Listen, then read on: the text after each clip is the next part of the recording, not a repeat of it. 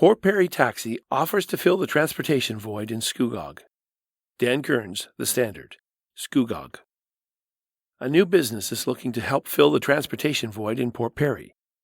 Port Perry Taxi, launched on Canada Day, July 1st, is owned by Jason Northey, who also operates Papa Ed's Taxi in Kawartha Lakes. A friend of mine who owns an auto sales depot here, Carl Herder, suggested it would be a good business venture, Mr. Northey said. He then worked with local businessman Chris Eisenbraun to help set up the company. There is a void for transportation needs down here in the Scugog area and in quite a bit of North Durham, Mr. Northey explained. Mr. Northey is taking a realistic approach towards any potential early success of his company. It's going to take a little bit to get ourselves established and get our name and number out there. He also shared the business goal for when they are established in the community. We hope to be the reliable, community-oriented service which is going to give back. We've been operating in Lindsay for 9 years. I'm born and raised there. We give as much back to our community as we can down there, and we hope to do the same down here, with things like the Scouts. Mr. Northey then discussed what people can expect from the vehicles the taxi company uses. They are serviced routinely. We try to keep newer, modern vehicles. We are updating our fleet regularly. Port Perry Taxi is currently looking for more drivers. For more information, email info@portperrytaxi.com or call 289-354-4343. Durham Chair updates Council on regional initiatives. Dan Kearns, The Standard, Scugog. Durham Regional Chair John Henry recently provided Scugog councillors with some information on regional initiatives in the township. Chair Henry started off his address by praising the work local farmers do. How fortunate we are to have the dedicated people who grow the food we eat, the livestock we eat, and who manage the land in an environmental way. We do not thank our farmers enough for the great work they do. He noted, since the region's inception, it has grown from having 247,000 residents to 745,000 residents. We need to invest in critical infrastructure such as roads, water, and wastewater plants to support the growth, he stressed. In 2023, the region invested $33.5 million in water supply and sanitary sewer projects in the township of Scugog. Chair Henry stressed the need for affordable housing in North Durham. To support our growth, we need more housing options across the housing spectrum. The region and Scugog are working together to do our part to enable development. He noted the At-Home Incentive Program is an example. The program provides financial support and expedites planning approvals for developments which include committed affordable housing. Chair Henry also discussed economic development in the North Durham communities of Scugog, Uxbridge, and Brock Township. North Durham is an exciting place to grow a business. It offers many advantages. Not only does it offer an ideal quality of life where you can enjoy a small town charm, but it's also an area where there's skilled demand for an educated workforce. The regional chair told councillors the Durham Region Transit has been seeing record ridership numbers month over month in 2024. Impaired charges laid at a Kawartha Lakes OPP ride program. Dan Kearns, The Standard, Kawartha Lakes. A Newcastle man has been charged with impaired driving after being caught at a Reduce Impaired Driving Everywhere ride program by the Ontario Provincial Police, OPP. According to the OPP, the program was being conducted on Highway 35 in Manvers Township. On Tuesday, July 2nd, the charges were laid at 1:37 a.m. A motor vehicle approached the officers conducting the program, where an odor of alcohol was found to be emitting from the driver. Through investigation, the driver was arrested and charged with impaired driving offences, an OPP press release stated. 51-year-old David Russell is facing charges of operation while impaired by alcohol and drugs and operation while impaired by a blood alcohol concentration over 80.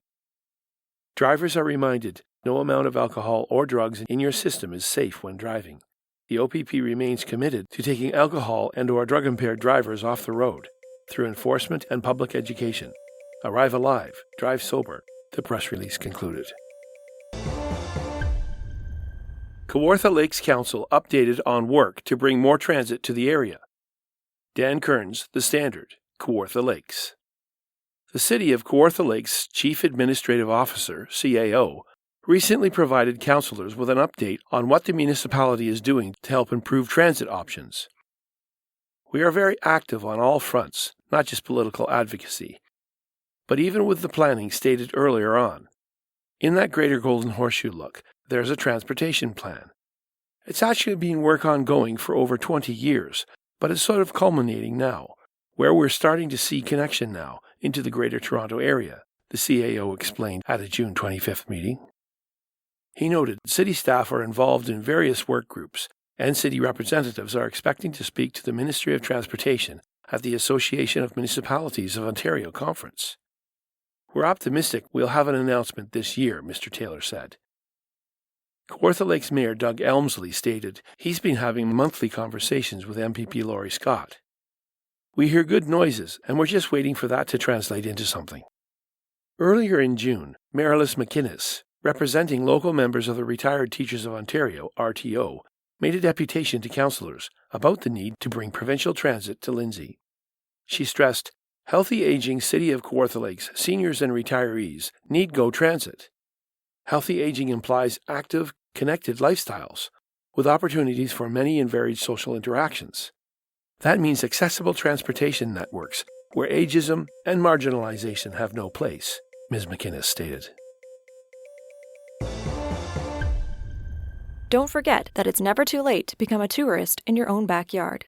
By Tina Y. Gerber-McCurley. I will admit, I have been envious of church friends who have been able to afford to travel upon their retirement. Some on scenic road trips, grand tours of Greece, some travel the Great Canadian Rockies by rail, and many have gone on cruises. It made me think of the adventures I had with my children while they were growing up. Don't forget, it's never too late to become a tourist regardless of your age. As a single parent, my funds were limited, but I had great family support, which allowed us to have many adventures. Growing up, my daughters were exposed to many adventures within Ontario. A favorite was our visits to Niagara Falls, a view of a unique perspective, enjoying Maid of the Mist, Journey Behind the Falls, Marineland, Skylon Tower, Clifton Hill, and Niagara Park's Butterfly Conservatory. In addition, we had memorable times together at the Royal Ontario Museum, along with camping adventures to provincial parks and day trips to Cullen Gardens and Wonderland.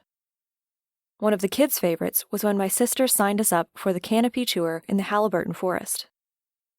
I was no daredevil, but the kids were natural explorers, and the bigger they got, the more they wanted to do. The breathtaking views of the canopy tour were broken into 4 parts. A scenic drive through the private forest, a canoe paddle across a wilderness lake, then a guided walk along the rapids. The final leg of the journey was a canopy tour among the treetops. At 20 meters above ground, you could see the Haliburton Forest from above. It was great up until this point. The guide provided us with the necessary harness and carabiner clips.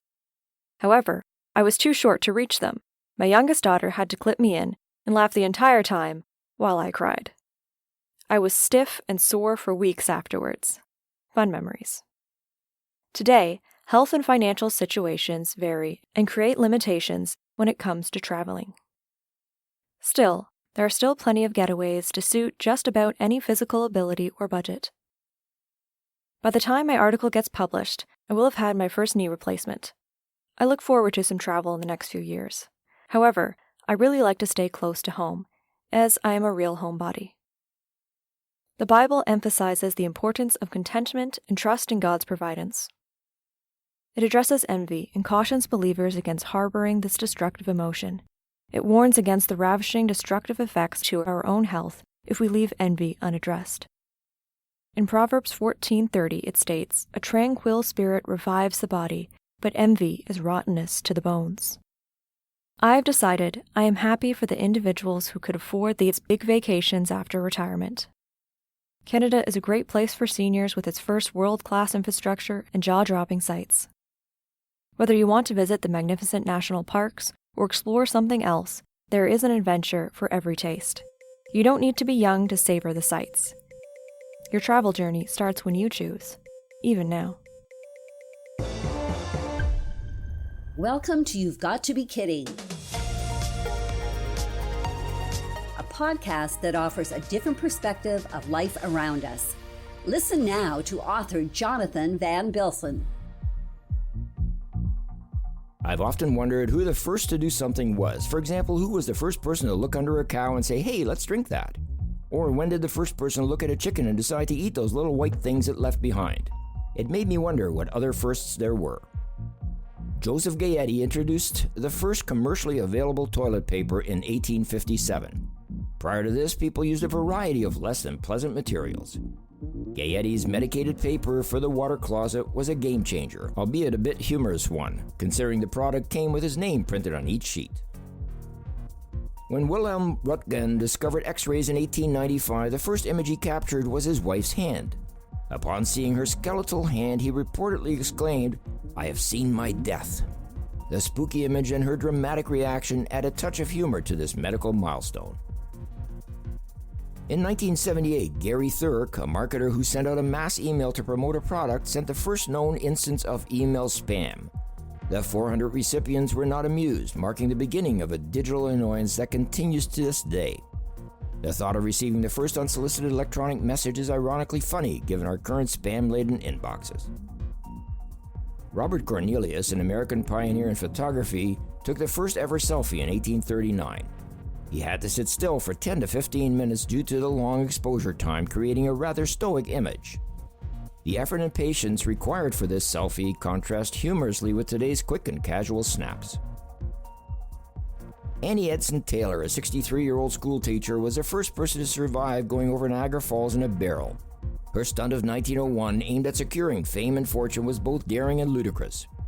Imagine the surprise and laughter when this elderly woman emerged from the barrel unscathed, only to find her dreams of wealth unfulfilled. In 215, Hero of Alexandria, a Greek engineer, invented the first known vending machine, which dispensed holy water when a coin was inserted. The idea of an ancient vending machine providing sacred water in exchange for coins is both fascinating and comically anachronistic.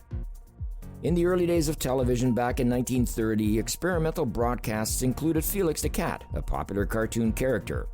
A papier-mâché Felix was placed on a rotating turntable and broadcast for hours to test the equipment. Elizabeth Magie patented the landlord's game, a precursor to Monopoly. The game's intention was to illustrate the negative aspects of concentrating land in private monopolies. The irony is that the game itself became synonymous with competitive real estate domination, which adds a layer of humor to its origin. And lastly, I was the first person to list these firsts in today's copy of the Standard newspaper. I'm Jonathan van Bilsen, and this is You've Got to Be Kidding. You've Got to Be Kidding was presented by X4 Media with permission from the Standard Media Group. We endeavor to make all information contained in this program as accurate as possible at production time. X4 Media and the Standard Media Group are not responsible for any liabilities resulting from information contained in this program. For more information, please visit x4media.ca.